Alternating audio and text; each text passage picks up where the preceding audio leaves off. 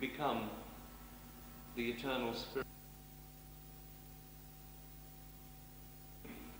Jews, we've all been Christians, we've all been Mohammedans. We've lived through many lifetimes using the vehicle, if I can use that word, of religion to keep us in the center, to keep us from going too far to the left or the right. Sometimes this green area in the chart is referred to as the ocean of illusion. And sometimes when I'm explaining Kundalini awakening, we talk about this ocean and we talk about how we have to row the boat across that ocean. And religion, or dharma, or the righteousness within our own life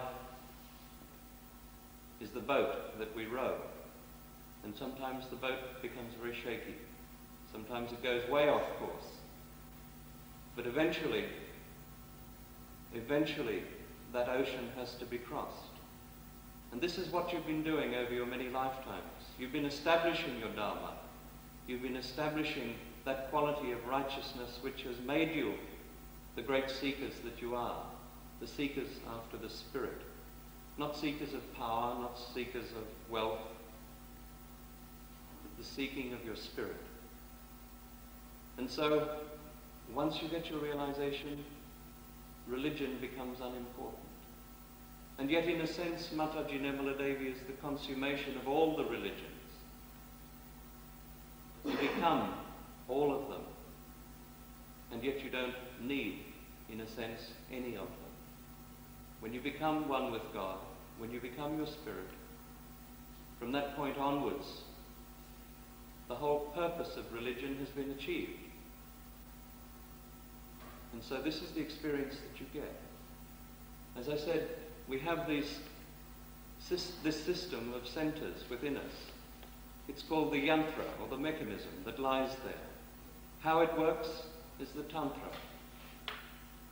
There are 7 centers, starting with the Muladhara center at the bottom, which is the one below, colored in red, and the place in the sacrum where the Kundalini sits. That's the first center. Then there is the second center, which we refer to as the Navi chakra, here. Because Kundalini rises, it's almost like putting a pylon in the middle of the ocean, and then back Kundalini comes to establish the creative force, which is the third center of Shwadhisthana. And then we start the passage across the ocean. And this is where the dharma, or the quality of righteousness of our many lives, is established. Until we reach this next center, which is the heart center, which is the center where the spirit dwells. It's the center where we get our security. It's the center where we begin to know our spirit. Begin to know our spirit. Then the next center is the Vishuddhi center, which is located in the throat. And this center is the center where we begin to perceive the greatness of God, the all-pervading nature of God, the Allahu Akbar, the great God beyond, not the limited, confined knowledge of spirit, but the greatness that we are just part of an all-pervading spirit. This is where we have our self-esteem. And then we have the Agya center, which, as I said, is the center of Christ. So most of us as Christians know the essence that was Christ, the essence that is the eternal nature of the Spirit. The resurrection was the message of Christ, the quality of forgiveness. But that's the past. We've been all of these things. Now we're in the present. Now before us we have truth. We have the force, the power that can awaken the residual energy that lies at the base of the spine, in the sacrum, and which, when it is awakened, rises, passes through even this center, and gives us what we call thoughtless awareness. No thoughts coming in, but you are completely aware. After it passes this center, finally it passes through this center, which is the center of Mataji Nirmala Devi. This center, when awakened, gives us our self-realization. It makes us collectively conscious. We begin to feel the vibrations of Almighty God. We begin to become collectively conscious. We put our attention on our own being, and we can see which of our centers are catching, which is in trouble. We can put our attention on others, and we can see where their problems are. Probably the most exciting part is that we can give realization to others. And this is how we're all going to be part of a big leap forward in the spiritual evolution that has to come. This is how we have to grow. So when you get it tonight, if you haven't already established it, treat it with tremendous sanctity and with zeal, develop it. This is given to you as a gift. No money can pay for it. When you get it, savor it, develop it. Develop to the point where your realization becomes complete. This is the goal. This has been the goal that you've all had over your many lives. As I'm developing it, as many of us, the Sahaja Yogis around the world, are developing it, you too can do it. And you have to become the people in America who become those great people who have to show what collectivity is all about, what being, the collective being which sits at this point, has to be. You don't understand the significance and the importance of your role. It's tremendous. Because when we become collective, we're expressing an aspect of the pure desire of God. Not just talking about being brothers and sisters, not just loving one another in a rather simplistic sense, but actually becoming really brothers and sisters. Knowing and sharing the joy and helping each other in a very, very positive way to become the Spirit. So when you get it, I really urge you to work hard at it. It's not something which when you get it, you go to the next lecture. As some people say, it's good to get Shakti from a number of places. I've heard this said so often. This is not what it's all about. Be careful if you think that, because you don't get Shakti from a number of places. Shakti comes only from one being, an authorized, realized soul. And it has to awaken that energy at the base of the spine. Not do what often more sinister people delude us into thinking is Kundalini awakening, when in fact they're exciting either the left side or the right side, and you get a burning or a heat sensation passing up the spine, followed by a period of so-called bliss. That's not Kundalini. In fact, it's the deity at that point getting angry. Be careful. Tell people about this, that it's not Kundalini awakening when that happens. Kundalini is your mother. It's a cool, sweet energy. It's the vibrations of Almighty God. It's what was referred to in the scriptures as the cool wind of the Holy Spirit. So when you get it, please cherish it and develop it. The chakra system is a very subtle instrument. The experience that you get tonight may be very subtle, but something very special will happen by Mataji's love and by her power if you humble yourself down and say, please God, give me this experience so that I can become my spirit. That's the way to do it. And just slip your shoes off and hold your hands out to Mother in a very simple way, as if asking for something, and it will probably happen. Keep your feet on the ground, and it will probably work out. Again, for the new people, let me introduce to you Mataji Nirmala Devi.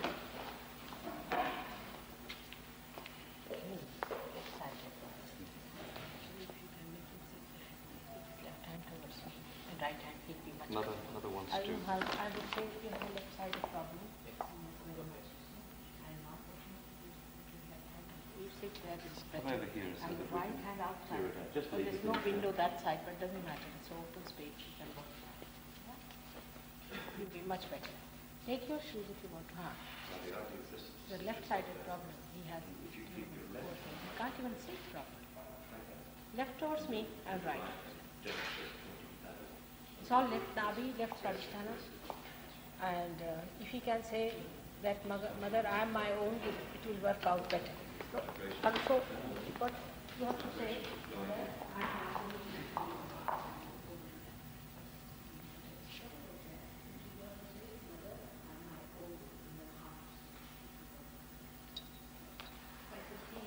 too much. I don't know how it's working in the belly.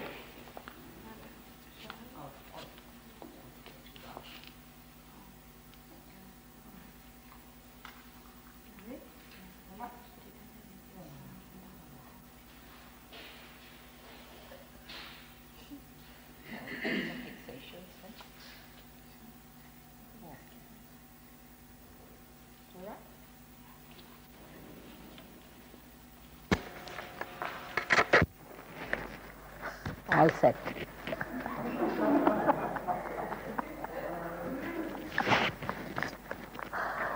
All right.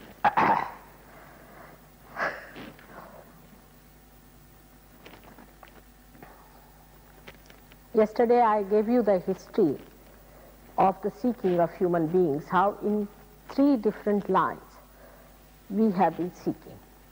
The first one, as I told you, on the right hand side, where they were doing something about exciting or awakening the deities of the elements.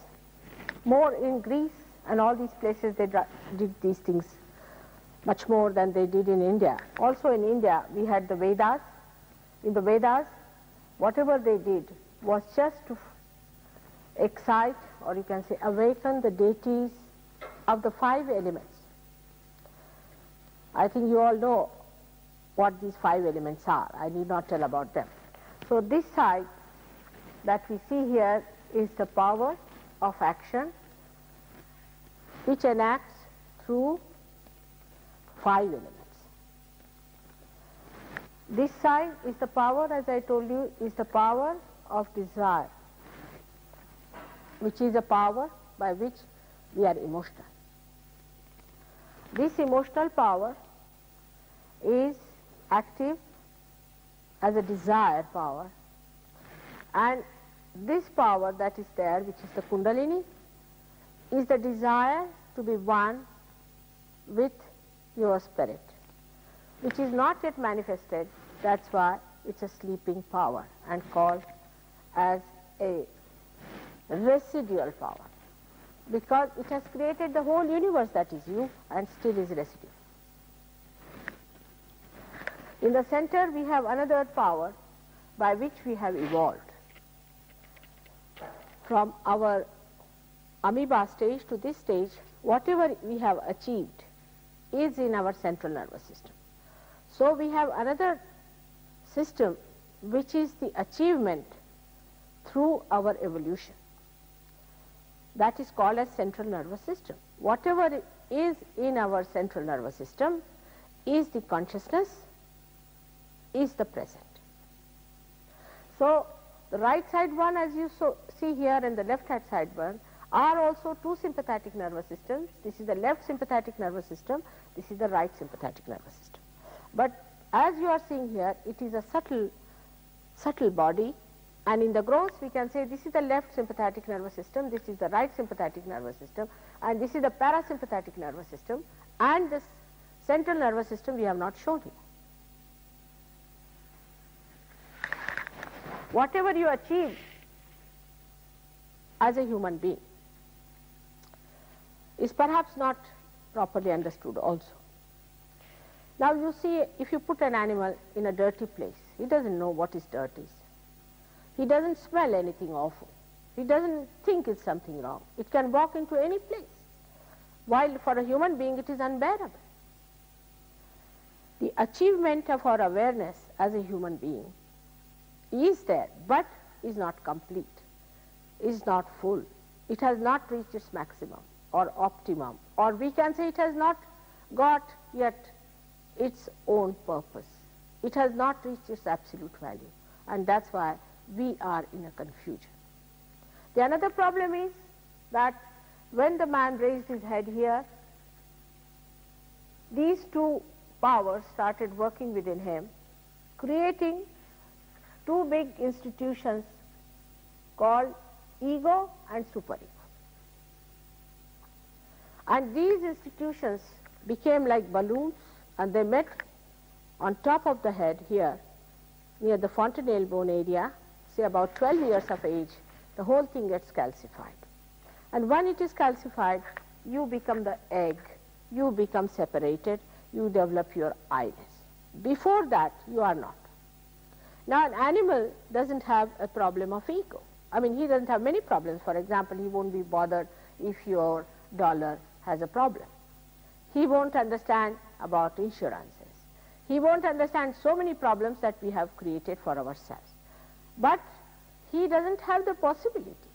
He doesn't have the possibility to get realization in the first place, and another possibility that once he gets realization, to know his spirit. Many people have asked me, what about animals? I said, animals cannot get realization. They cannot. Even, say, if there's an animal, if you vibrate that, he may carry the vibrations. Even this chair can carry the vibrations. Even these flowers can carry the vibrations. They can have vibrations, but they are not aware of them. This difference we must understand very clearly, that they are not aware. That's why the people who have found out certain places as the places of worship, places of adoration, they are the people who are seers, who were realized souls, and they could feel the vibrations in that particular place, and that's how they selected those places for worship and other things. Now, for example, I went to Kashmir once with my husband, and we were going in the car, and suddenly I felt tremendous vibrations in the air, cool vibrations. And I told my driver, I said, there must be some temple or something here. They said, there's no temple, it's absolutely a place which is forlorn. But I said, must be about 2-3 miles area, there must be some place of worship of someone. Oh, he said, there is one. I said, which one? It's called as Hazrat Bal. That is, one hair of Muhammad Sahib is kept there. And people go to that place. Now, so many Muslims go to that place, they don't know why they go. Some peer, some realized soul must have told that this is the hair of Muhammad Sahib, and that's why there are vibrations, so that hair is kept there. They have fought over it and done all kinds of things, but they don't know what they are doing. So when I went there, I saw lots of people were there, and they wouldn't allow us to go in because we are not Muslims according to them. But sitting down there, I could feel the vibrations of Muhammad Sahib. Only one hair of Muhammad Sahib. So you can imagine how powerful these vibrations are. Now, when we say that we should not worship, in the Bible it is written that you should not worship anything that is reproduced and created by the Mother Earth and the heavens. Now, what is it? What is it created by the Mother Earth and by the heavens, which we should not reproduce? This nobody tried to find out. They think that you are not allowed to worship any form. It's all misinterpretation. It's completely misinterpretation. I'll tell you, there is in Paris a church called as, what is it called? Notre Dame. And the statue of Mary and Christ is so vibrating, from outside you can see the vibrations are coming out. Now, this must have been made by some very great artist who was a realized soul. For example, the Sistine Chapel in Rome has got a very beautiful frescoes of Christ and all that. And if you see that Christ, I mean, it's absolutely vibrating. But down below there's a big table on which they have put Christ just bones, miserable creature, which is nowhere near Christ. I mean, it's impossible that Christ could be like that, so miserable, ugly looking, thin, worn out, hopeless case. How can he be Christ? I can't understand. He carried a complete, huge, big cross upon himself. Do you think these bones could have carried? And this was placed just below where in Sistine Chapel you find Christ standing as he was. How can it be? We must understand. And all these miserable things have led to such problems, because people think that if you are seeking, you should look the most miserable person. If you are a realized soul, you should be skeleton. It's impossible to explain to them that how can it be? A person who is a realized soul never suffers. He never suffers. The other day, I'm covering this subject before coming to the chakras, because in these few days what I have gathered is that very absurd ideas are crawling upon here in America, where people start saying that Buddha said that you must suffer. How can he say like that? It's illogical, impossible. How can he say that you should suffer?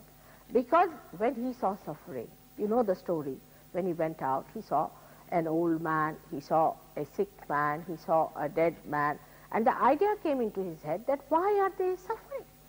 And then he said it is because they are ignorant, they should be enlightened, there should be enlightenment. And then he went round and searched, and ultimately he was tired. He was sitting down under a banyan tree where he received his enlightenment, spontaneous. How can he say that you must suffer? The another myth among Christians is that you must suffer. Why should you suffer? Because Christ has suffered for you, isn't it? Has he suffered or not? If he has suffered for you, then why should you suffer any more? Or has he left something for you to be done? Was he incomplete in his suffering? Did you want him to suffer more? Actually, this suffering business is the greatest nonsense that I have ever heard. The another side of the Christ is the Jews. They said that if you accept Christ, I mean they were in a way correct, that if you accept Christ, then you will have to say that we have no suffering. So don't accept Christ. If you don't accept Christ, then we must suffer. All right? So you suffer. And they suffered in Germany, you know how they suffered. Now they have become ego-oriented. They are on the other side, now the shoe is on the other leg. All these mythical ideas about God, his incarnation, his aspects, is so man-made that it has become plastic, absolutely plastic. And I don't know how you are going to destroy this plastic from the human brain. It's absolutely impossible to convince them that suffering has nothing to do with realized souls. Actually, suffering is there where you are lost in a tempest in the water, you are worried about getting engulfed. But if you are put on the boat, will you feel the suffering? If you are a Christian, if you are a realized soul, if you are really baptized, really, not by just putting your hand and I baptize you so and so in the name of this and that, that has no meaning at all. It's just a drama. You dress up well, take the little baby there, she's dressed well and nobody knows anything what's happening, and they just put the hand and you just accept it. This kind of baptism, of course not. But the real baptism, when the Kundalini rises from here, she goes up, here she awakens Christ. When he sucks these two things, ego and superego, meaning your conditionings and your karmas, both the things, they are sucked in, and then the thing, there's an opening here. Actually, you feel the softness here on your head, just like a child. He said you have to be like little children to enter into the kingdom of God. Means, what do the children have? They have a soft bone here. That's how it becomes. Actually, it should become physically, and you start feeling the cool breeze coming out of your head. So I wanted to clear you on this point, that there is no need for human beings to suffer. Only thing, they are to be born again. Now again, this is another very, very funny situation creating word, is born again. When I came to America last time, everybody was trying to tape me. I mean, we had much more groups than we have here now. I don't know what has happened to them. They are all shifted, they are not here, God knows where they have gone in America, because all the time Americans are shifting. You see, they are not grahasthas, they are not householders. They are all the time shifting from places to places. It's impossible to lay hands on anyone. So somebody has gone to California, somebody has gone to Caracas, I mean, everybody has shifted, and I don't know where are they lost, whatever it is. Now, the main thing is that when I came here, I told them that you are to be born again. You are to be a realized soul. Means actually I didn't mean that you go to some place and say that I am born again. That sort of a thing I never said. And the gentleman who had organized the program in Los Angeles, he was very anxious that he said, Mother, don't allow anybody to tape your lectures. But I said, what's the harm? I mean, after all, what's the harm? He said, no, but they'll spread this. I said, very good. What do I want out of them? Is spread the news, all right. Now come, and they should get their realization. This is a fact, this is the truth, and what is the harm? After all, truth is truth. But I didn't realize that they were so stupid, that they started many organizations on that. You see, the vibration word came after that, and the born again. Now, they are born again, self-certified born agains. You find them anywhere. I met them in America, in Australia. They are born again. I said, how? They are born. I said, but how? What is your authority? Bible is our authority. I said, but how do you say that you are born again? You must be collectively conscious, isn't it? Something must take place. They are fanatics. These born agains are nothing but another prototype of Mr. Khomeini, nothing else. They are Khomeinis. All these fanatics are nothing but Khomeinis in different names, in different labels, but they are not born again. They are not realized souls, because a realized soul is collectively conscious. He is, I am saying to be, he becomes. It is not just he says that I am born again. It's foolish and stupid to say like that I am something. Supposing tomorrow I start saying that I am the governor of this place, they will arrest me and put me in the lunatic asylum. That is how people have branded themselves. We are this and we are that and we are that. And another thing human beings have is to club. They always club together. You see, under any name they can club. Like in England, I met someone. He said, oh, they belong to our group. I said, what is your group doing? He said, you see, we have our fork and spoons put in a different way. I said, huh? For that they have formed another group. I said, really? Yes, you see, our fork and spoons are not the way they put it is in England. We have another group. I mean, any nonsense they will take up to form a club or to form a group or a cult or a sect, and then bring in God in between. You know, it is in the, God has given us this idea. Now, how did you get connected to God? It's such an absurd thing going on. I mean, these sects and all these things, I just can't understand. God has created no sects, nothing. He has only created two types of human beings. One who are realized, one who are not. There's no third type. At the most you can say there are seekers and non-seekers. At that point where you can say those who are not realized. But I can't think of any other thing. I mean, God has created different type of faces. For example, somebody has, say, blonde hair, somebody has black hair, somebody has white skin, black skin. He had to do like that, otherwise we would have all looked like machines. Like these chairs that are here, we would have had no beauty about us, isn't it? There would have been no variety. It's such a boring thing to see all these chairs morning till evening. That's why he created this beauty. He made us so beautiful by giving us different permutations and combinations and things. It's such a work he has put in, while we are trying to become machine like bolts and nuts, and we become sort of, as they call it, the work. You see, the work we become of God, which is absent. Say in the nature, if you see, even one leaf is not just the same like the other leaf. Even there, variety creates the beauty. And on this point also people are there. There might be leagues here for the red hair league and Black Hair League, or maybe any any nonsensical thing they can use it. You can't say to what extent they can go in forming a club, any sort of thing. And here we are to see that we are universally like this. Whether you have a black skin or a white skin, whether you have a bald head or a red head, you all have this thing inside you. All of you have got this universal thing within, except for the devils. If you are a human being, you all have this thing within you. Now, when I say this to you, you need not accept me also, because there's all freedom in Sahaja. If you don't want to accept, it's all right. But don't deny. As a scientist, you must accept this hypothesis. Once you accept the hypothesis, you go ahead with it, see for yourself.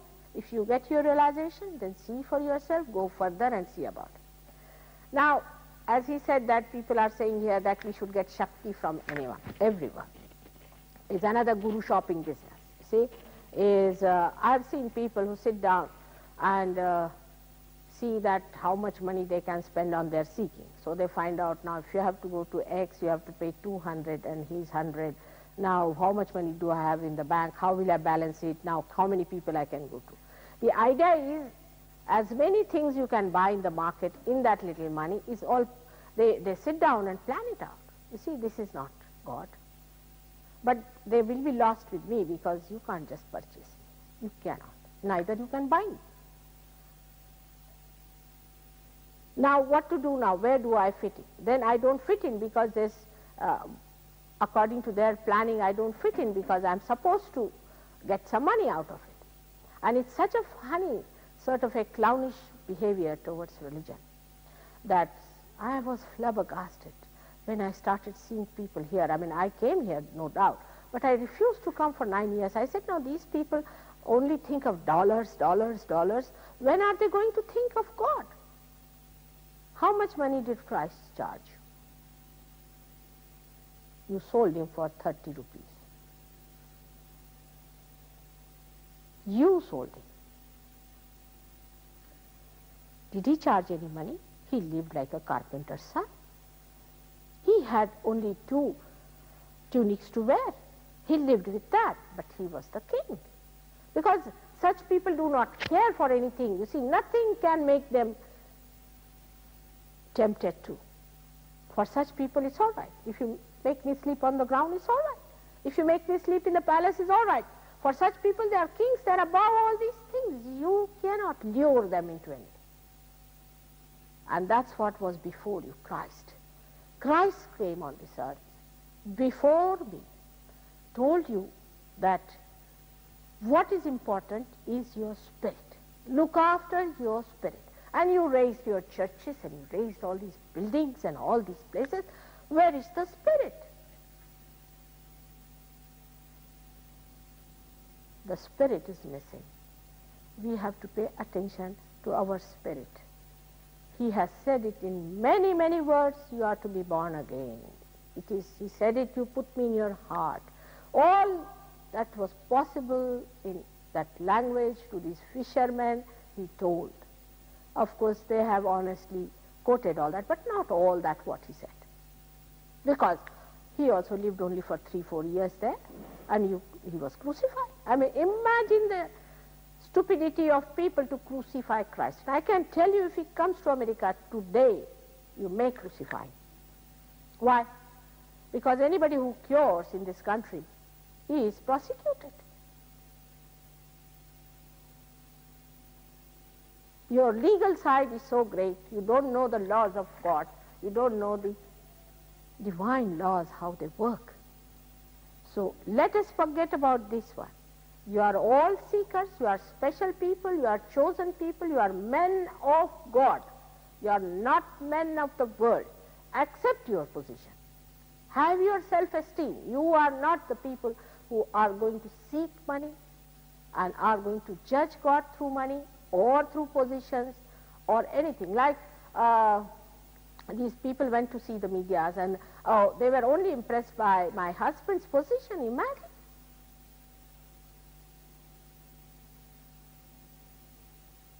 But you are different. You are the seekers. You are the seekers of truth, and truth you cannot purchase. I am telling you this because I feel people need some cracking on this point. You cannot purchase, you cannot have a course, you cannot demand it. It has to work out. It's a happening. It's a living happening. It's a living process of a living God. Christ has said how many times this word living? Which is living is here. By going to anybody, you can get any number of spirits. By paying to them, you can purchase nothing but spirit and your lunacy. You can get epilepsy by paying money. You can get heart attacks. You can get your blood cancers, and you can get also some horrible types of diseases, which I have seen people are getting with these horrible so-called Shaktipat people. One has to know, once you become the spirit, you become marvelous. Your health must improve. Everything must improve. So today we are here on the chakras. I have given you the introduction because you will see why you improve in health. Why there has to be improvement in health when the Kundalini rises. Now at the very outset, I will tell you one thing very important, which should not really shock you, but you should know is a fact. That this one is the first center called as Muladhara Chakra. Now the word Muladhara means, Mula means the root. Adhara means the support. So this is the support of the root. The root is this Kundalini. And this is the support of the Kundalini. And this is the chakra which is bestowed upon by a deity called Sri Ganesha, who is the embodiment of innocence. It is the same deity born at this time as Christ. Now one should know that this chakra in the gross controls the pelvic plexus. I don't know how many of you are doctors here, but pelvic plexus also had sub-plexuses which are 4 in number, and they control all our excretory functions, including sex. Now if you see it clearly, it is placed below the Kundalini because it is innocence. In the mud of excretion is put the innocence because he is innocent. A child doesn't understand sex, does he? He is the eternal child. Ganesha is the eternal child. Christ is an eternal innocence. He doesn't understand sex, nor can he marry anyone. All these ideas of Christ marrying, I mean, how can you marry a little child? He doesn't develop ego or superego like human beings do. And that's why the head of the child is that of an elephant, because elephant is a very, very wise animal, and there is a story about it, but that I will tell you later on. To show that the person who is bestowing, or we can see the king who is enthroned here, is the one who is a child. His ego, superego do not need. He does not have I-ness. This is what was the meaning of this. In this center, he resides. But that shows one thing very clearly, that sex has nothing to do with your realization.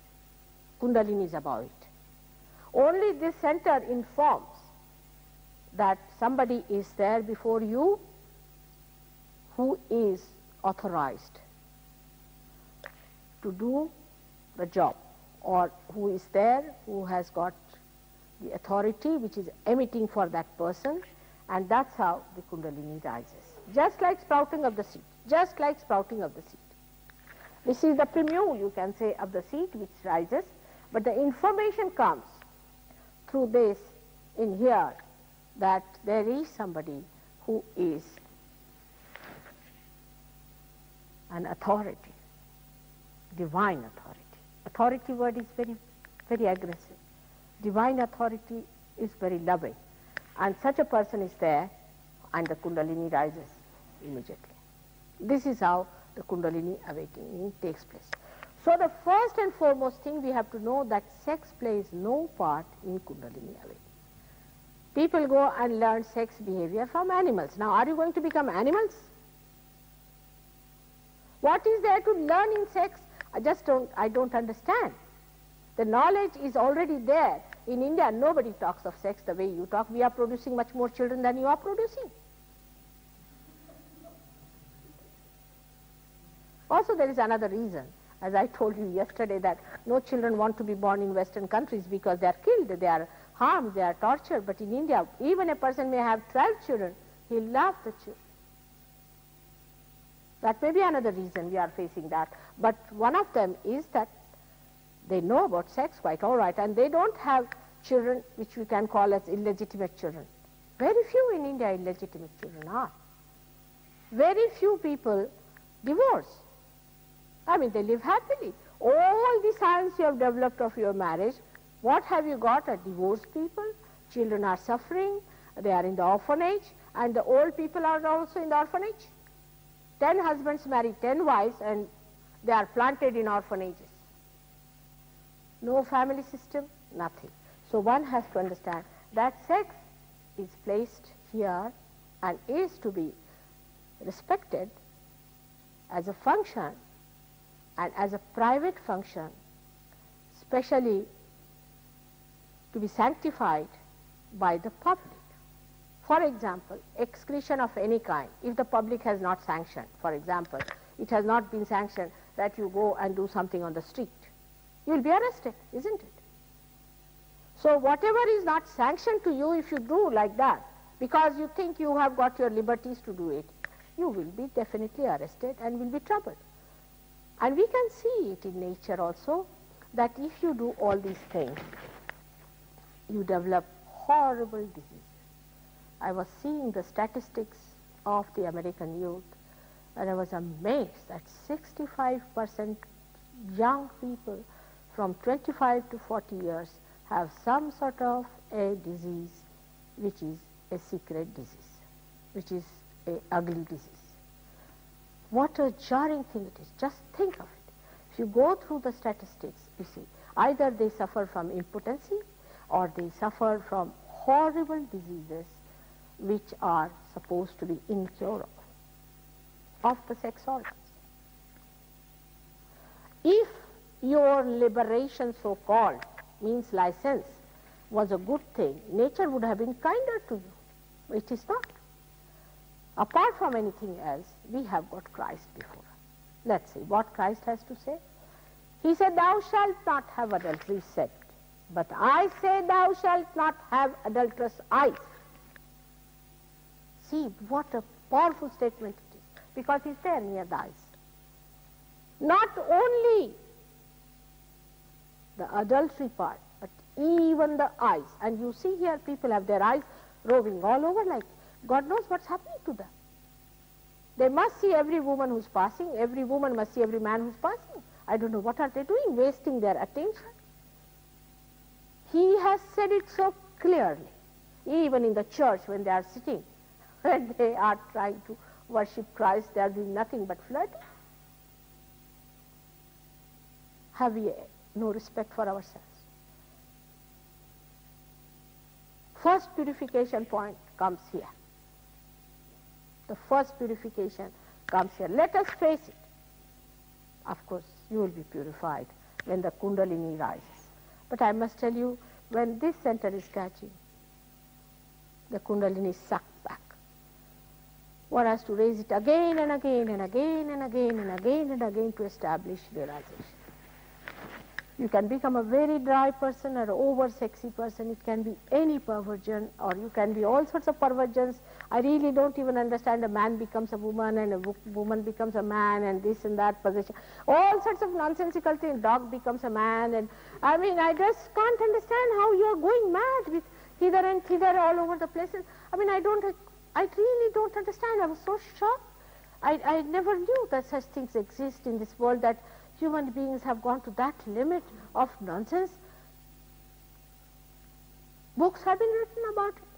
I met two ladies in Basel very near the German border. These two ladies who came to me were horrid, absolutely horrid. And this one was there and was shaking before me and all sorts of things happening to them. And I asked her, what do you do?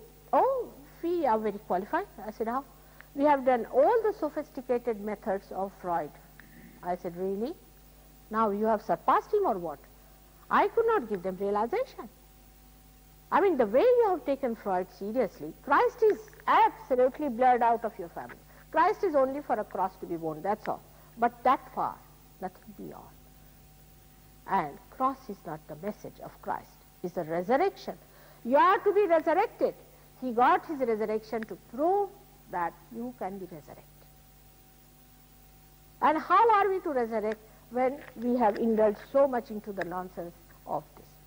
But still, I must tell you, I must confess that the grace of God has poured all its kindness now. Really, I tell you, any type of thing is really forgiven. All sins and blasphemy and all that is forgiven, and you really get your realization. I have seen people who are described as one of the worst and the worst and the worst of all. They get that realization, and that's how they get their transformation and transmutation. It's surprising how it's working. It has to work because the creation is to be saved. It is he who is worried about his creation rather than we are worried. So the first chakra I have told you about has got four,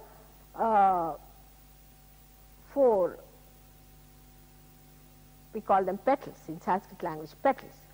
And these petals have 4 subplexuses to look after. Now, when we go to Kundalini, it has got 3.5 coils. Kundalini is placed there in 3.5 coil. 3.5 coil has a special meaning, and it is a mathematical calculation. 3.5 is a mathematical calculation, and if you happen to read one of my, I think in the Advent, I don't know if he's discussed it or not, but it's a mathematical calculation which has got 7, actually if you see that it makes 7 chakras if you push it 1, 2, 3, 4, 5, 6, 7, 8, if you draw a straight vertical line. And this is also principle is used in our automatic watches. The spring that we use is a spiral which has 3.5 coils. It's a mathematical coefficients that works out.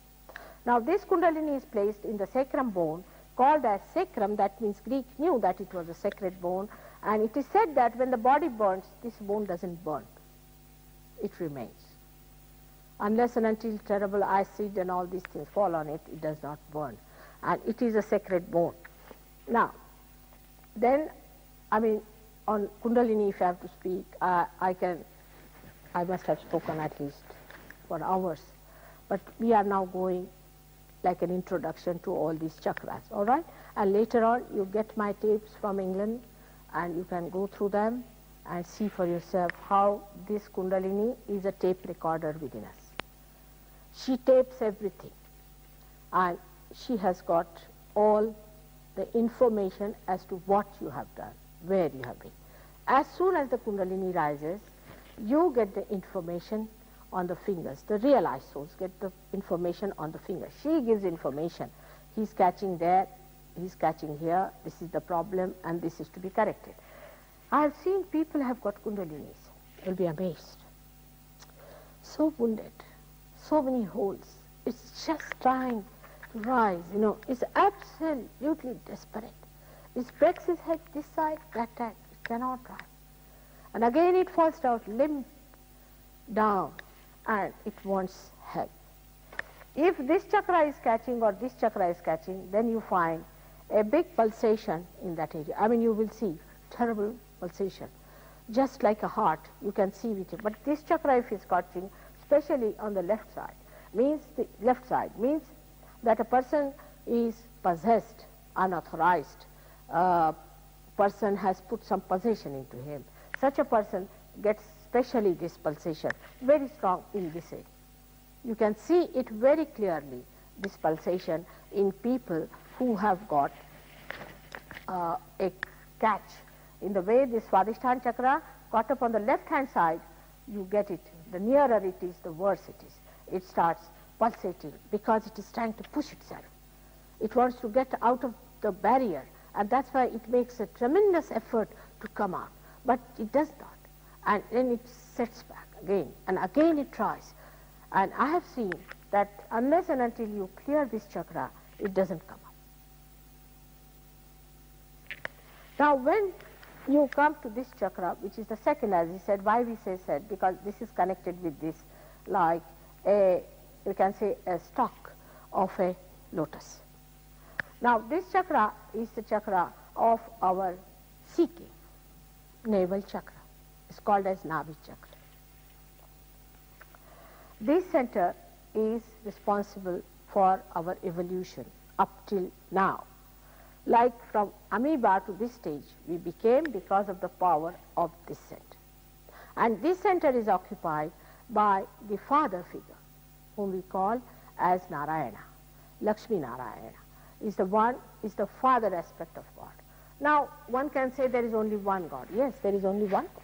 No doubt, there's only one God. There are not many gods. But God, who is one, has many aspects. Like you can be a doctor, you can be a husband, you can be a father, you could be a son.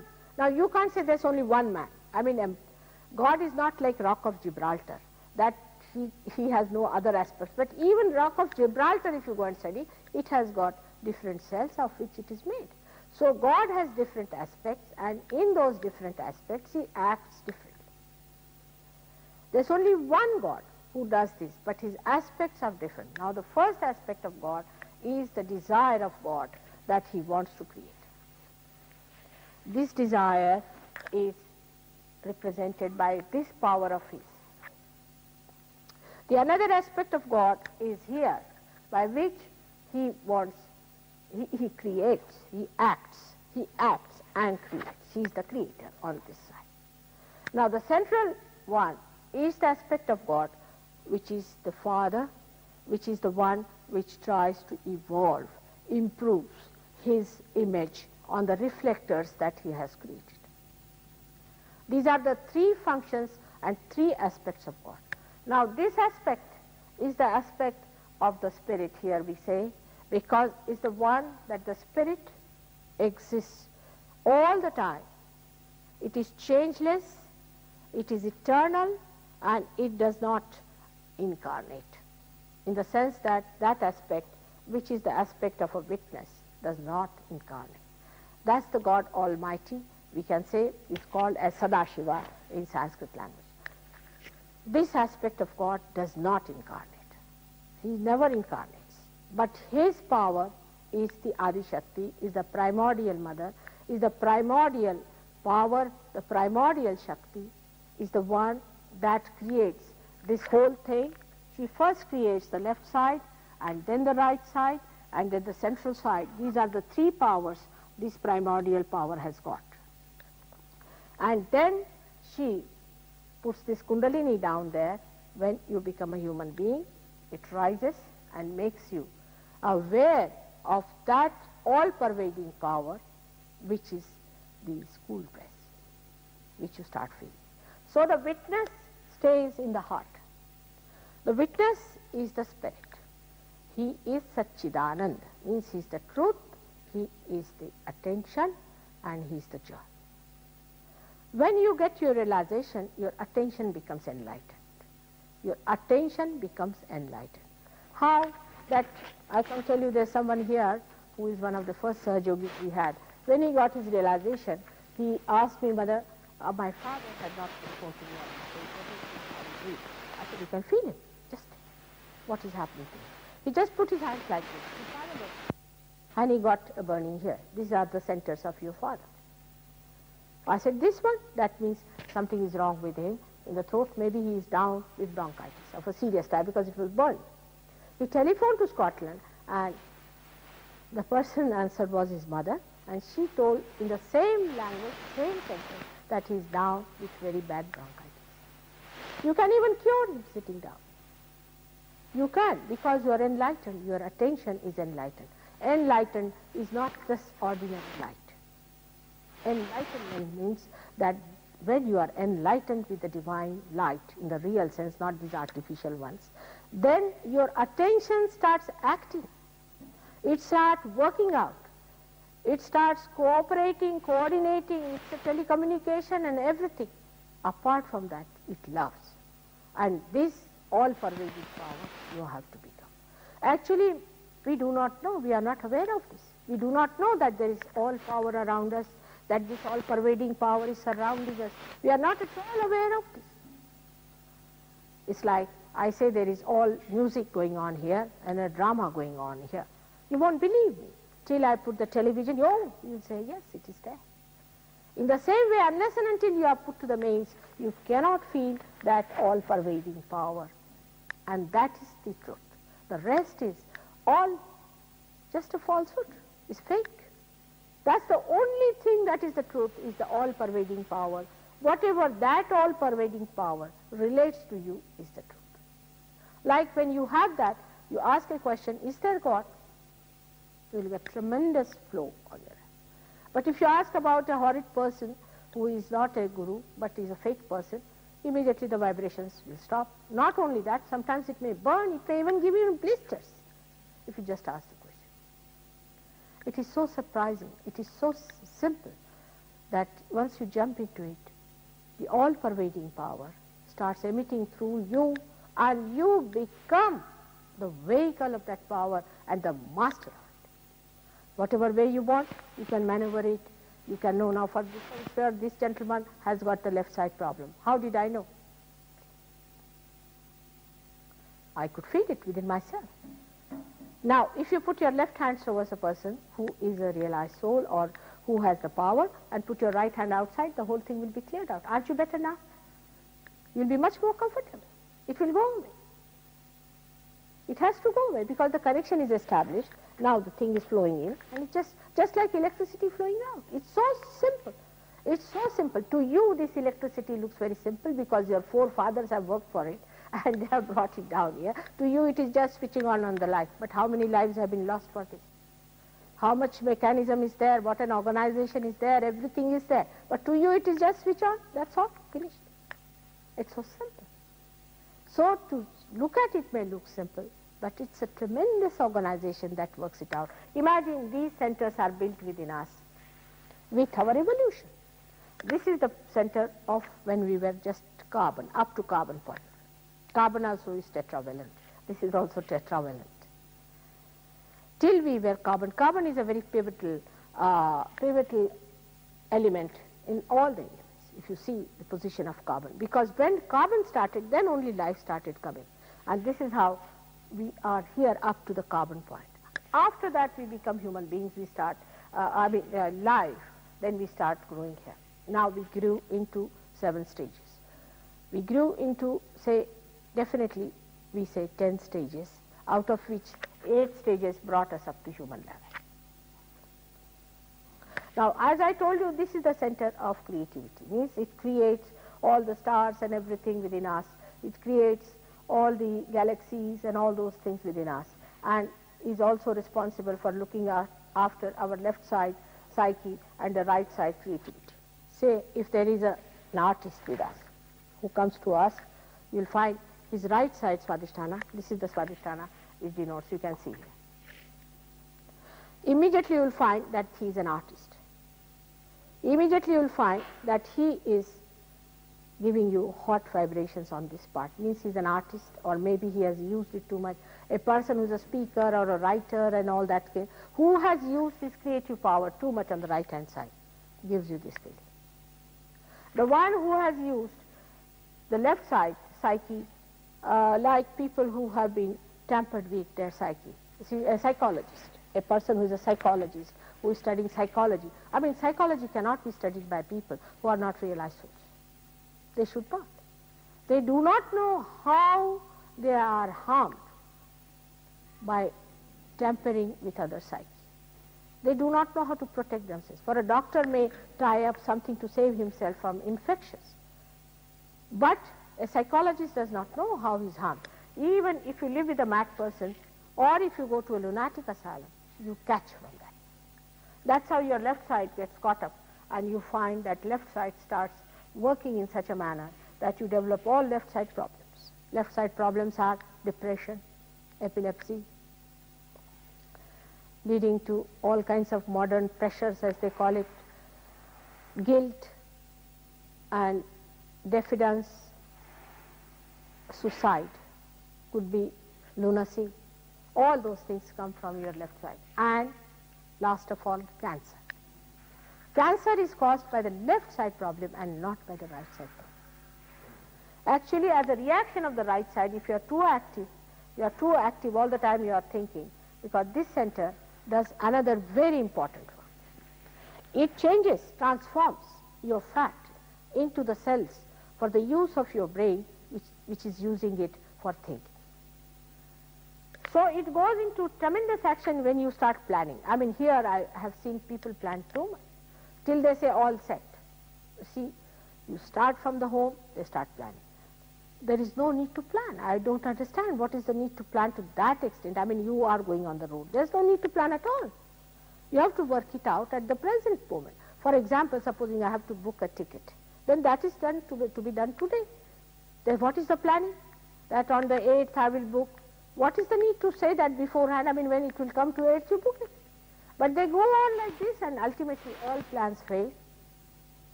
Everything fails. You go to a place, for example, you don't know. If you say, all right, we'll go to the right, but maybe there is no road on the right, so are you going to fall into the ditch because you have planned it beforehand that I will go to the right? You must leave it open.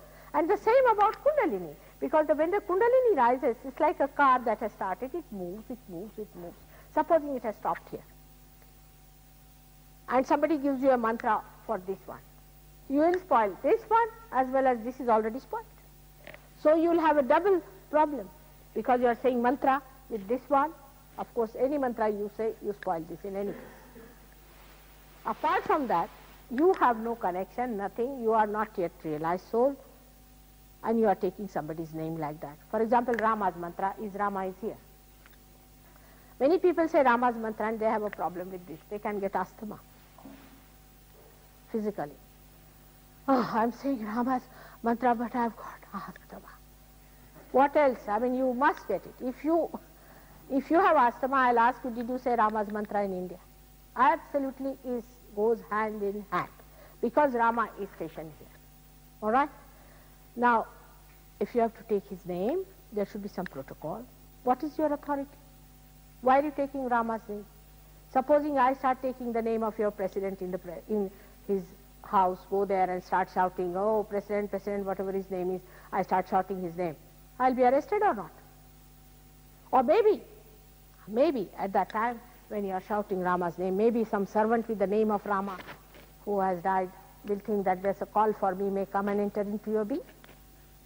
Mostly it happens, because you have no connection with Rama himself. With Sri Rama you have no connection. So some Rama who is working in your house and has died, or someone with that thing, or maybe around somewhere in the atmosphere, these busy bodies, anybody can enter into you and you can get possessed and you can get this asthma. This right side problem is very common with people who are suffering from this trouble. And this trouble comes to you because you try to be very individualistic. Like, if you are married, you don't want to create good relationship. Can you ask him to go down? He's distracting everyone. All right? Can you ask him to come to the tomorrow, day after tomorrow, to our place where I will treat him? All right? You can sit there also. All right? I'll cure him tomorrow, or after the program. I'll try. It's moving. The thing is moving in him, you see, from places to places, and one has to take to it. There are so many here. I've seen so many, such strange people I've met on the street, such strange people. There are so many, I mean, I don't know what is the percentage of lunatics in this country, but schizophrenic and all sorts of people, I mean, you can't say, I mean, just every third person I came across has some sort of a funny thing going on in his head. I said, now what is it? This is the country which is invaded the most by these negative forces. And if you are going to be destroyed, you are going to be destroyed from inside, not from outside. You will not be destroyed from outside. Take it from me. You will be destroyed from inside. And that you can see what's happening. All kinds of destructive forces are working it out. And the worst of all, these horrible gurus who have come from India. You people had invasion on India. English had their political invasion. You had your monetary invasion on India. So all these horrible people are having a mental invasion on you. You are not aware of it. It's a mental invasion, very subtle mental invasion which you cannot discern. You are enslaved, as we were enslaved by you for money. You see, for wheat, if they send horrible wheat to India, Americans used to say, oh, we have been very gracious. And the wheat was so horrible that we could not eat. We threw it on the grounds. Imagine, we threw it on the grounds, and horrible types of what you call acacia plants grew. We cannot destroy them. And then another type of grass, which we called as Congress grass, you see, because it came from America, we called it Congress grass, grew all over, and it covered all our crops and everything. And we didn't know why were you so kind to us to send all these things. Somehow it was destroyed then, this grass, but still this horrible acacia is covering all the villages in India. People are having a terrible time. They are poisonous, and if they hit you, you see, you are killed. And children play around. It's a very dangerous thing. I mean, if they wanted to send wheat, there should have been something more gracious than what they have been doing. This is how you have been very, very unpopular all over the world. Whenever you try to help anyone, you think, oh, you are doing too much. While India has helped you so many ways. First of all, it has helped you when you had wars. We sent Indian troops and all that all over. We never tried to show anything like that. You see, it is surprising how these developed nations are so ego-oriented, I mean, so many things they have done that I cannot understand how human beings are not afraid of God and His wrath that can come on us. We have oppressed all the people who are already oppressed. We have tried to really clutch them down. Now, it is for time for you people who are born in this country, who are special people born. You are very, very special. In America, we are the maximum number of saints. You would not know. It is for you to rise above all these nonsensical things and get over it and join your hands in solving the problems of these worldly things which has really oppressed the whole universe. And I really depended very much on you people. I came 9 years back, but I found that the aggression is still bubbling in. They cannot see things, and that's how these gurus take advantage of it. They took advantage of it. They came here, all right, you have got money, pamper your ego, you can purchase us. They pampered your ego, you thought you can pay for them, you paid for them. And what did you get out of it? Is nothing but all these horrible things out of which it is very difficult to get out. Apart from that, many might have lost the chances of self-realization. You are absolutely special people to be born. You have taken birth in this country with a very, very special purpose. Because I told you that you are born in this place. This is America. What a place it is. I mean, you had great people like Abraham Lincoln. Great people like him. What a man he was you had. You have forgotten completely his ideals and things. I mean, what a man Abraham Lincoln. I mean, if I read about anyone in the beginning was Abraham Lincoln, I said, look at him. He was a realized soul. His ideas and all that are gone off. Now, it is for you to establish for what you have stood, for what God has created this America, this chakra of Vishuddhi. And this is what is starting from here that you rise up to there. The connection is that this seeking goes in developing, and there are 10 principles which are described as the 10 commandments, you can say, or we have got 10 sutras.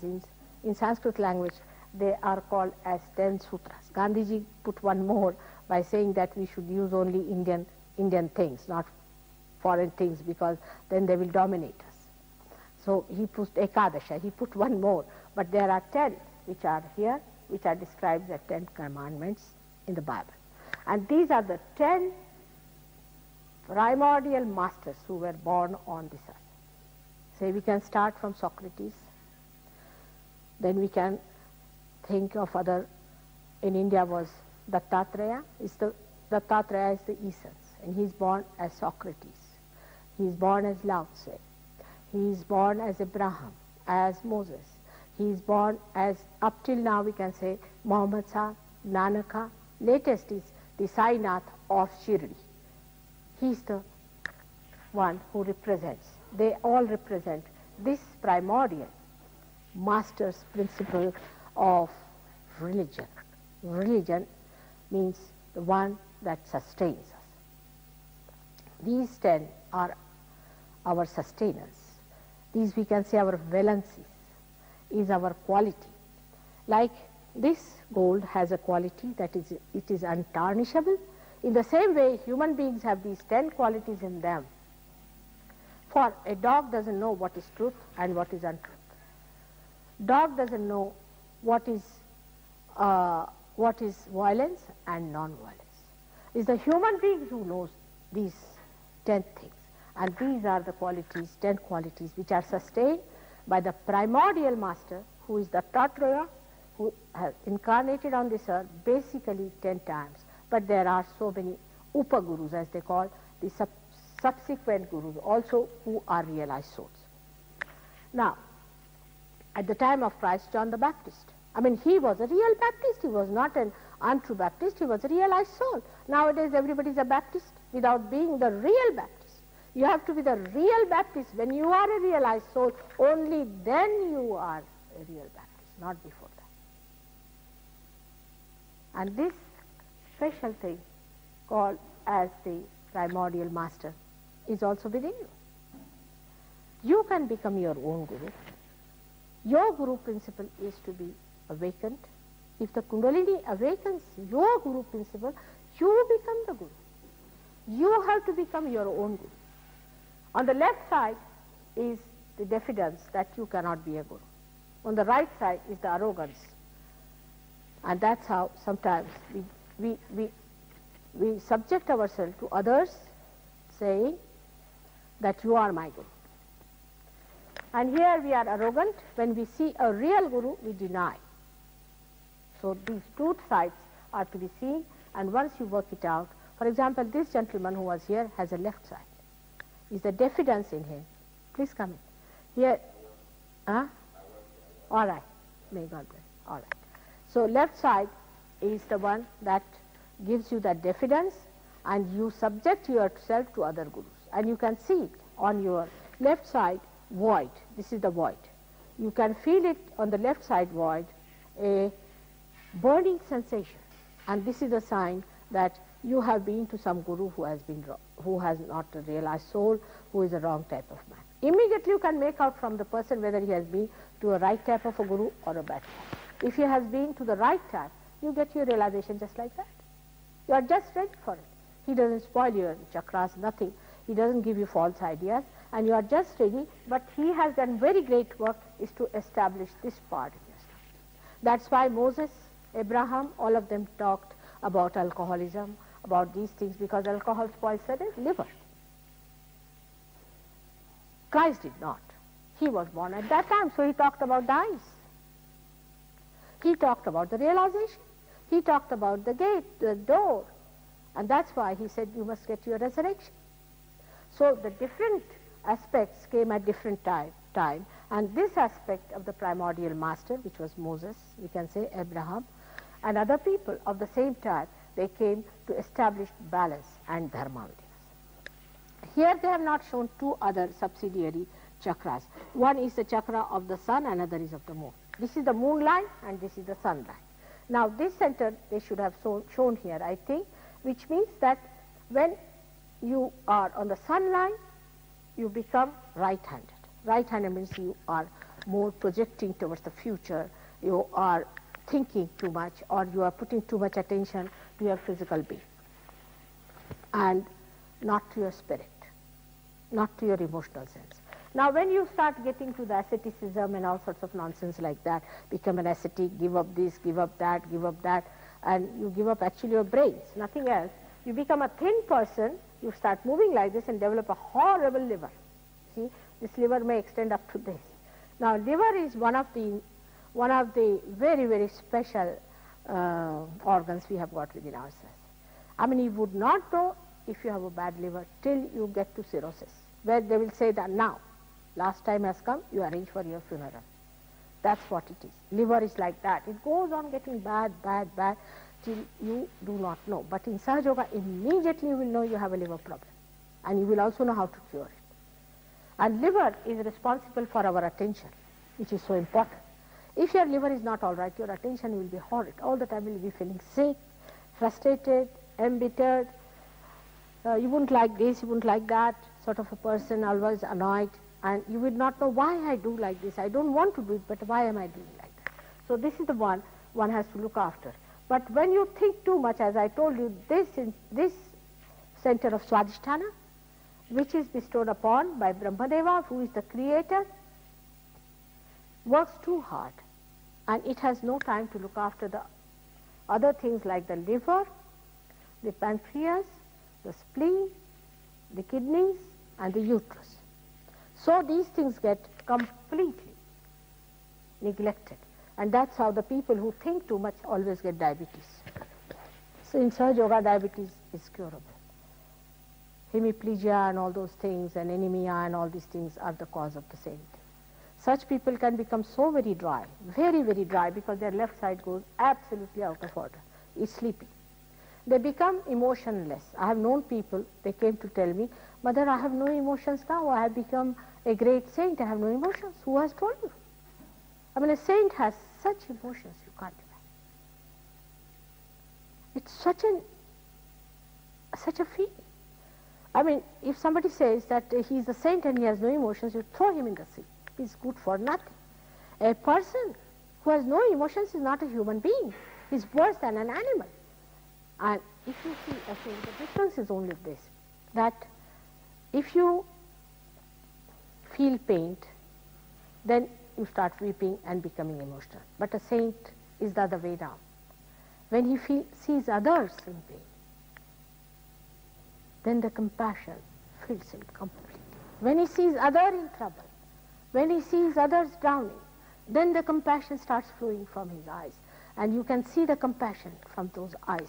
Absolutely the same terrific eyes become so compassionate that you are surprised at how this love is flowing.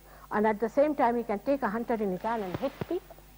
At the same time, he can be very wrathful with people who try to destroy the saints. He can be extremely wrathful, and he can be very, very, very, very dynamic.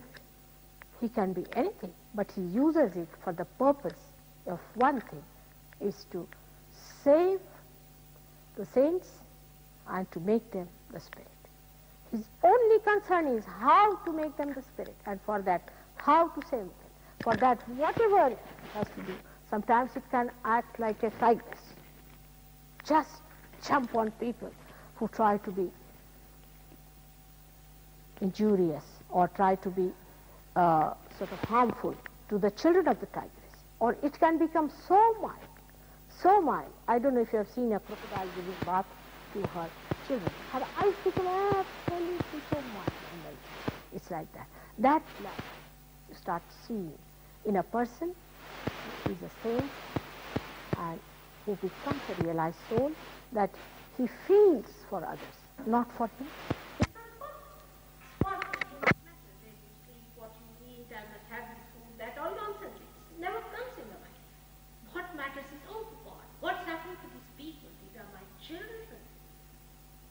They are seekers, they are saints, they have been seeking for thousands of years. How am I to say? And such people who are dry, they end up with heart attack and another is paralysis. I mean, you should never have sympathies for people who have heart attack. Tell them to be more loving. Spend some time with your wife. Spend some time with your children. You see, mostly these busy people and those who are at the helm of affairs who think that the whole world will be drowned without them. Actually, with them it may be drowned. I don't know about that part. Such very busy people, you see, who have no time to waste in the family and who are holding the banner of some sort of a great thing so-called. They always get heart attacks and die. If they are not shot off, they are they get their own heart attacks and they can get even epilepsy, but it's not actually the epilepsy. It looks like epilepsy, but it is a kind of a failure of the part of the head which is on this, the ego goes up. And a person can get paralyzed, or he may become absolutely without any sensation in his body. These people, till they die, they are very alert. Their brain is very alert, despite the fact they have used their brain. Actually, the nature is very balanced. They have used their brain. With their brain only, they have achieved whatever they wanted to, but their brain is alert, but their heart goes up, the balance comes.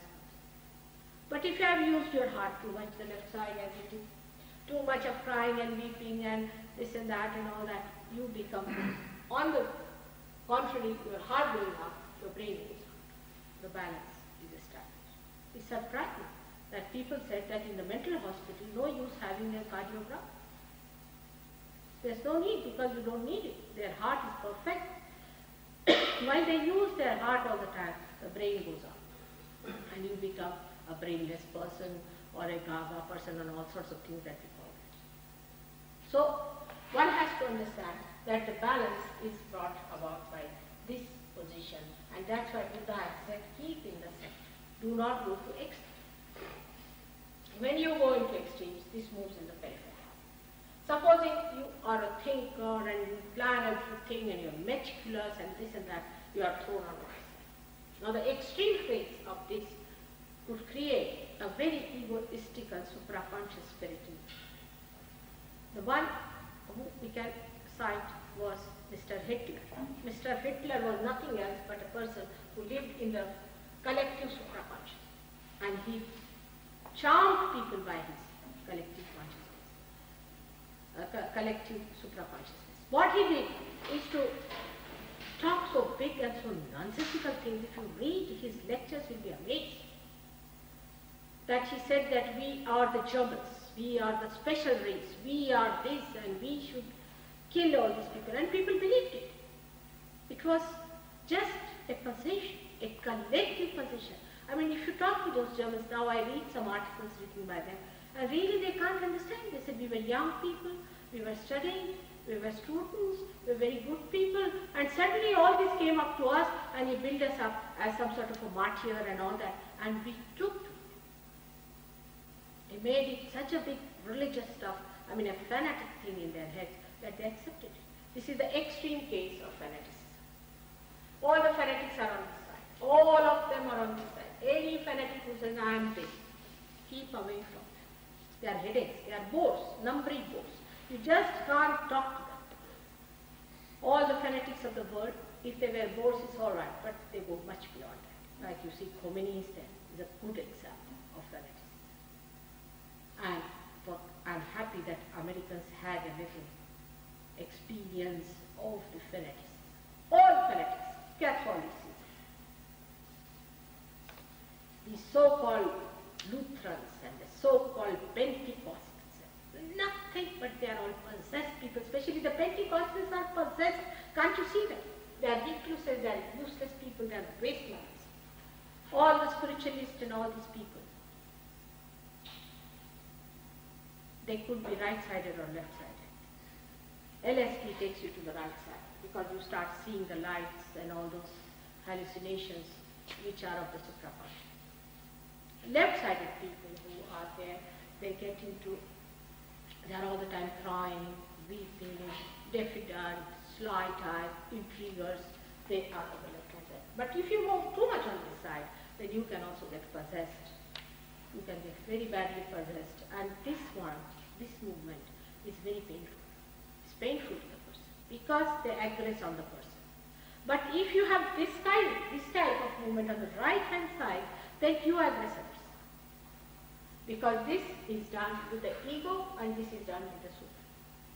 So the person who has a left side problem is better in a society because he's troubled himself and he needs his own cure, and he's not a problem. But a person who is an egoist, is such a problem that he doesn't see, he doesn't feel the pain of others, and he gives pain to others. He talks in such a way that he hurts, and he has a very bad right he should be, and everything he does, all aggressiveness, all war, and all these things are a right side. And such a man can become very successful like Hitler, but ultimately he beats his doom, and nobody respects such a person ultimately. See, everything afterwards the history tells about the dirty things he was doing, the sly things he was doing, or the bad things he was doing, how many he has killed, what he did, everything comes out in the history, and he is just put into the light of history, and you start seeing that this man who was supposed to be so successful, oh God, we do not want. One of the Sahajogis who came to me, he told me, he's a French, he said, Mother, please tell me if I was Napoleon. If I was, don't tell me, because then I will die. I said, why? He said, I feel that I'm very egoistical. After realization, I find my ego is like this, and I toggle like that, and I can draw better, and he used to draw. So if I was Napoleon, don't tell me. If I was, don't tell me, I will really commit suicide. And in French people, if you call somebody a Napoleon, it's an abuse. You can imagine Napoleon the Great is being used as an abuse. So this is the thing that one has to understand, that ego-oriented person is over-disciplined, military life. He may not drink, smoke, you see. He may walk straight like a stick, but he's not. The other one might be indulging into all such things, and he might be drinking too much, and all the drunkards you find are on the left hand side. Fourth thing, they start with a small thing. When they started with a small thing, they are driven onto this extreme. Then they get caught up. Alcoholics are really not that they drink. There's some spirit in them that drinks. I met last time a lady from Cuba. She was a petite woman, small, thin woman. And her husband came and told me that she can take one whiskey bottle neat. I said, this little woman, how does she do it? He said, she does. And I asked her, and she said, yes, Mother, I do. I put her a bandhan, and I found a horrible big personality in her, horribly tall and very hefty one. She said, Mother, did you see that one? I said, yes, I did. He said, it is he who brings an ambulance. She could see him also. Such people who are on the left side can see the spirits and things walking in, and they get all kinds of ESP experiences, and I get a hunch and all sorts of things. It's little movement that's happening. On the right-sided people also can have such hunches as to what to do tomorrow and how to do it and what will happen. They get all kinds of hunches. There are people who are getting photographs of such people. One gentleman showed me some photographs which in an organization in Crete, it's a lady, she showed me, is taking out the photographs of all the horrible kings of India. As if they were dead on their faces. It was surprising. It was surprising. And now, thank God, that organization is not getting any information. But it was a horrible thing, and if you keep these photographs in your house, you also get bad vibrations. You might get their spirits coming into it. In BBC the other day, we saw a film where a man was possessed by a spirit of Van Gogh. I hope you know him. Van Gogh, he was a painter who paints in one line many colors like that. See? And this fellow was doing, actually when we saw with our own eyes, he was painting just like Van Gogh. And he said, I'm Van Gogh, he's doing this job. So all such things happen when you are on the left side, could be on the right side, or some artist may be on the right side. But this you can only find out with vibration, which side you are. Now I have told you why we have to have dharma, why we have to have 10 commandments, why we should be in our sustenance, so that we keep to the middle path of Sushumna, this center, path of our evolution, and not deviate too much to this side and not deviate too much to this side. That's the reason we have to have religion. But all religions have become fanatics. They are fanatics. So they are good for nothing, useless people. Absolutely, on the contrary, they have created so many sects and so many fightings that one can't understand. Now these great incarnations that come on this earth, they all have come as one aspect. Christ has said, those who are not against me will see. Who are those who are not against him? He didn't even allow him to talk. He had to fight for everybody. everyday life. Same thing you did to Muhammad's art, same thing you did to all the saints who came on this earth. It's not only Christ. You see the life of Socrates. You see the life of everyone who was like this. We had Sainath in India about only 100 years back. He must have died only 100 years back. But if you see his life was a struggle, nobody would listen to him. At least there are some people here to listen to me. But Sainath had about 3 or 4 disciples, that's all. That is a sign that I must be a true teacher, because if you have too much, that means you are all mesmerized, and 50,000 people are sitting there, and somebody is throwing a red color through a cannon, and they are all like mad. Is this God realization? Is this spirituality? You are not to be mad people. You have to be aware, and especially alert. You become really aware, which is enlightened. Your awareness has to be enlightened. You have to become that, not to be like sheep, goaded into any place, taken away anywhere. No, not that. So we have to awaken ourselves. We have to brighten ourselves and understand our responsibility. And we have to know that we are saints.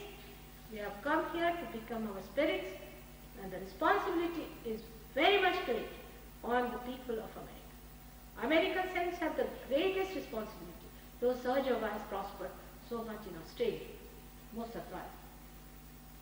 You condemn them as criminals. They went down there, they had children, grandchildren, and they have much less ego, much more wisdom. And that is the center of Mooladhana. That is the first set. Australia is the first set. And people are so wise. You won't believe, I mean, there was not even a single seat left when I went there, and thousands of people, the media was so sensible and so wise. I mean, there are 7 cities, and all the 7 cities have got centers in surgery. Just like villages in India, they are so wise. As villagers in India are wise, they are that wise. And I don't know what to say. The persons who are supposed to be the complete wisdom here at this point, to be the witness, to be the 16th. Can you see here, sub 16? And I'll talk about it next time, because I have told you about this center of Rama, and then I'll tell you about all these centers tomorrow and about this. Thank you very much. May God bless you. Now if you have any questions, you ask.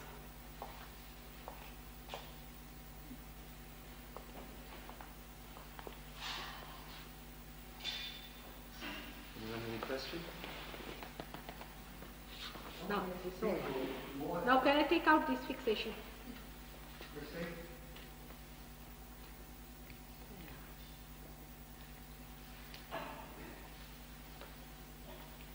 Bugging, is it? Yes. American special. I'm learning some words. Yes, now what just is the stand up question, and please? speak up. Why do some people lean more to the left side and others to the right side? Why do some lean more to the left side and others lean more to the right side? And some lean toward the center. And some in the center. Is there a karmic pattern? Is there a karmic pattern, he says? There is, you see, we are made of 3 gunas. And the permutations and combinations are there of these 3 gunas. Alright? And those who are tamogunis, more desires they have, the more sort of emotional they are on the left side. Those who are ambitious are on the right side. And those who are wiser are in the center. So it's a temperament with which you are born. It has many reasons. It's the background, it's the things you have come out of it, and what was your education, how were your parents. I mean, so many things work it out, your personality. And these 3 gunas, Tamo, Rajo and Sattva gunas, these 3 qualities within us work out permutations and combinations of all the people. And that's how we have different type of people. And according to their style, they move to one side and another. Alright? I will be talking about that also maybe, if I have time, about Tamogun, Rajogun and Sattvagun.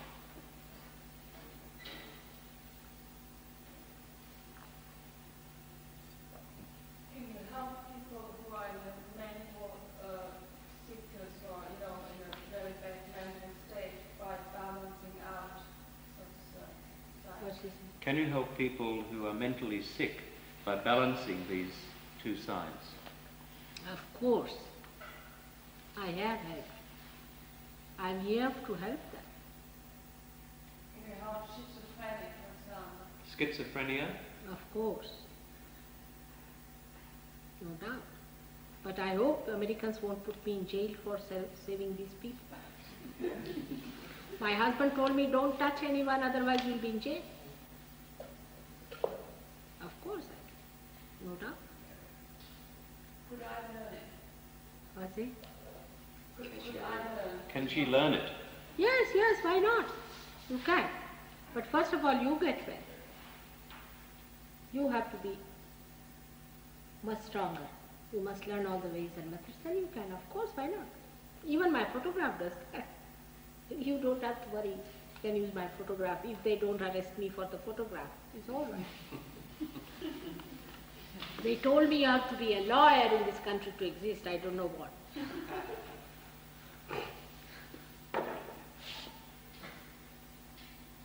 Yes. Yes. She had a teacher. Did you have a teacher? No.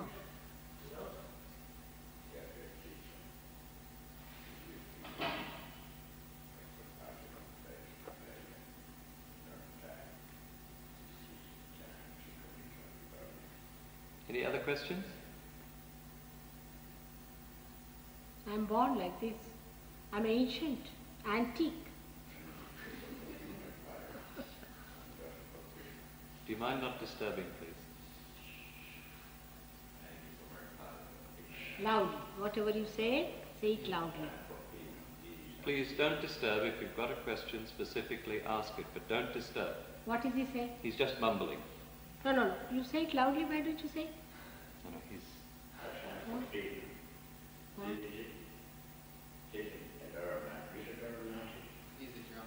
He's drunk, Mother. Is he? Any other questions? Yes.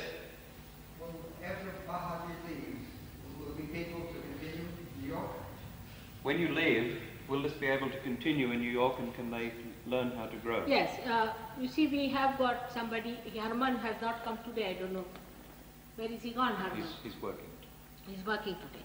And he has offered his place for working Sahaj Yoga. We actually, you see, we have imported people from London who do not have houses here. And also he's from Australia. But Herman said that he can offer his residence for the use of Sahaj Yoga to begin with, you see, because we don't take any money and you have to organize it yourself. And we have got here Christine, who is a very old Sahaj Yogini, and she can work it out. We have some other people also who may be coming and going from Philadelphia, and you people could be here. I'll also come back again if you call me. Next year maybe. We all can go to India also. We are going to go to India No, December. December.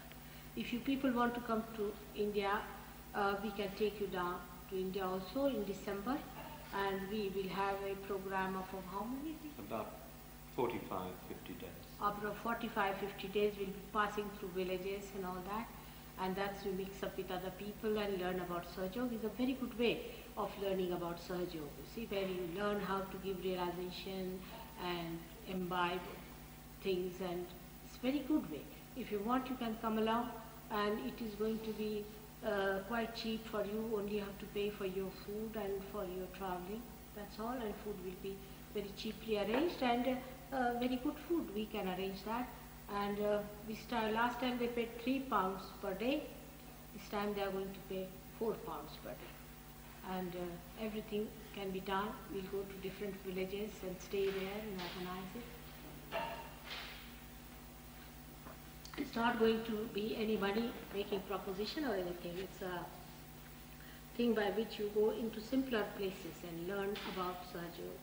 It's better because here you see it's very quiet in this place, I feel, but otherwise you have such a horrible signal in business, and all the sounds, and the atmosphere is so much filled with funny sounds all over, and it's horrifying. Mother, a lot of people have asked about the practices, how they learn the practices the Sahaja Yoga, the various things to do that they have to do, and I think they should all know that you just come along to the group after Mother's gone and you'll learn all these things.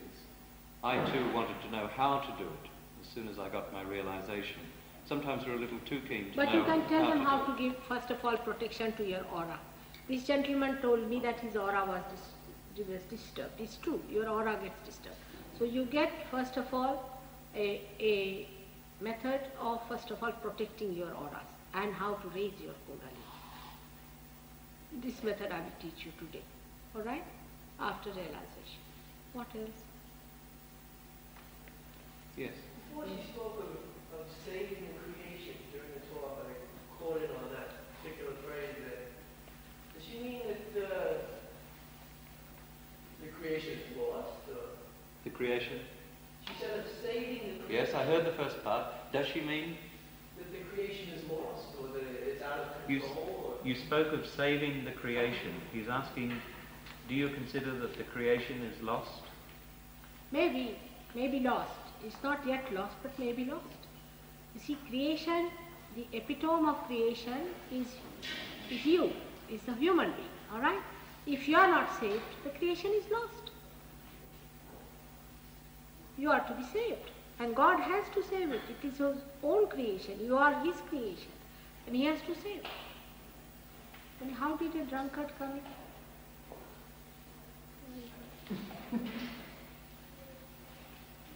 Yes. Well, I didn't come out quite right the way I wanted to on that. Say again.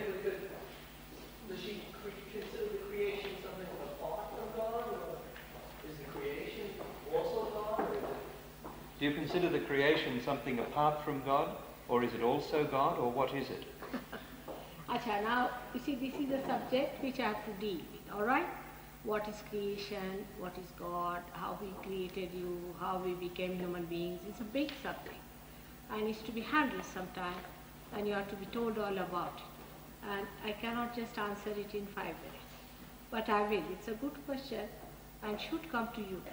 But before knowing all these things and details about it, it's better you get your light. Once you have your light, gradually you start understanding it. All right? Yes. What is the meaning of Sahaja Yoga? Sahaja. Saha means with, Ja means born. Is born with, spontaneous. Sahaja means spontaneous. Whatever is living is spontaneous. You see, whatever happens spontaneously, we don't understand the word of spontaneous also. Means the living expression, living manifestation is spontaneous. Sahaja is born with. But today, Sahaja has gone into the stage called as Mahayoga. Means it has become a amas. It works amas.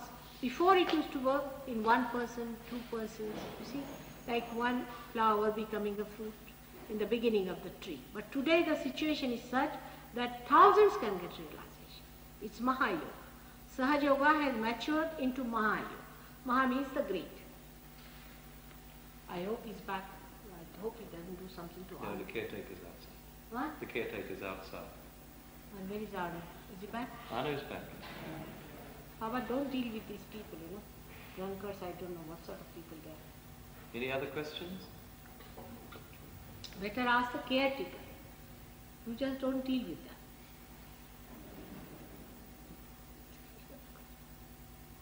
How do you know he's a drunkard? The way he was behaving. He was muttering and you could smell it. You from here? No. From over there. Any other questions? Now, Kamala. No, he's telling the caretaker to do. Yes. How does salt and sugar fit in? Where does salt and sugar fit into this? Into the stomach, into the void. Christ has said, you are the salt. You see? You are the salt. Left side.